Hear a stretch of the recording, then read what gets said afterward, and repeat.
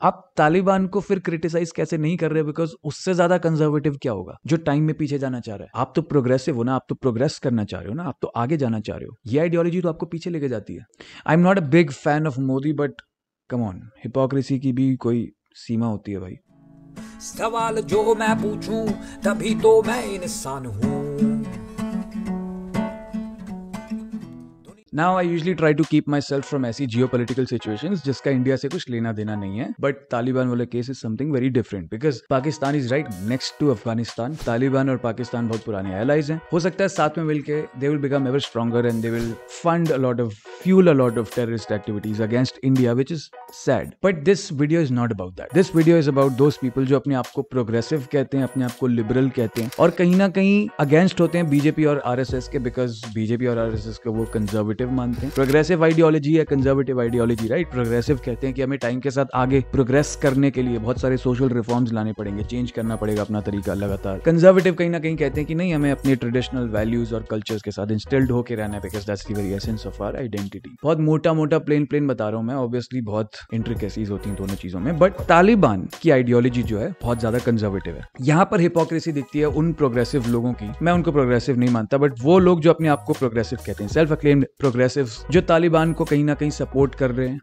Support नहीं भी कर रहे तो डिफेंड कर रहे हैं, डिफेंड नहीं भी कर रहे तो क्रिटिसाइज तो नहीं कर रहे कम से कम। This is very shocking because Taliban की जो आइडियोलॉजी है एट द बेस वो एक इस्लामिस्ट रिवाइवलिस्ट आइडियोलॉजी है विच इज वहाबिज्म। वहाबिज्म आइडियोलॉजी जो कि स्टार्ट करी गई थी भाई मोहम्मद इब्न अब्दुल वहाब, ये बोलती है कि हमें टाइम में पीछे जाना है प्रोग्रेस करने के बजाय, और प्रोग्रेस वर्ड पे मैं यहाँ पे जोर डालूंगा, हाईलाइट करूंगा उसको। टाइम में आगे प्रोग्रेस करने के बजाय वहाबी आइडियोलॉजी टाइम में पीछे लेके जाना चाहती है लोगों को, बिकॉज वो ये मानती है कि जो पुराना टाइम था was the right time, was the optimal time for इस्लाम। और जितना हम टाइम में आगे बढ़ते जा रहे हैं मुस्लिम्स गलत राह पे जाते जा रहे हैं, इसलिए टाइम में पीछे ले जाना इज दी ओनली वे। ये वाहिबी आइडियोलॉजी को बहुत सारे अलग अलग तरीकों से फैलाया गया, बट 1950s के बाद जब सऊदी अरेबिया के पास बहुत ज्यादा ऑयल मनी आई तो उसने आइडियोलॉजी को मेनली फैलाया through मदरसाज in Pakistan and in India also and all around the world, even the western world. Now यही आइडियोलॉजी है फंडामेंटल्स पे तालिबान की। इस वजह से तालिबान बहुत ज्यादा कंजर्वेटिव है। इस वजह से तालिबान जब 20 साल पहले भी रूल में आया था, बहुत सारी उसने ऐसी एक्सट्रीम हरकतें करी थी, जैसे बुद्धिस्ट स्टैचूज उड़ा दिए थे, बहुत सारी paintings, relics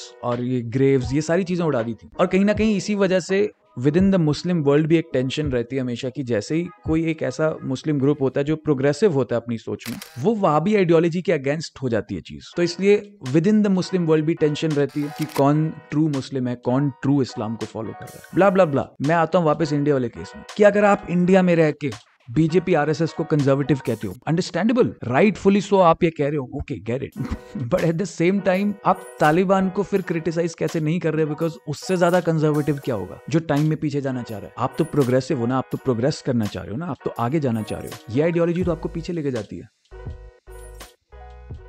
I am not a big fan of Modi, but come on, hypocrisy की भी कोई सीमा होती है भाई।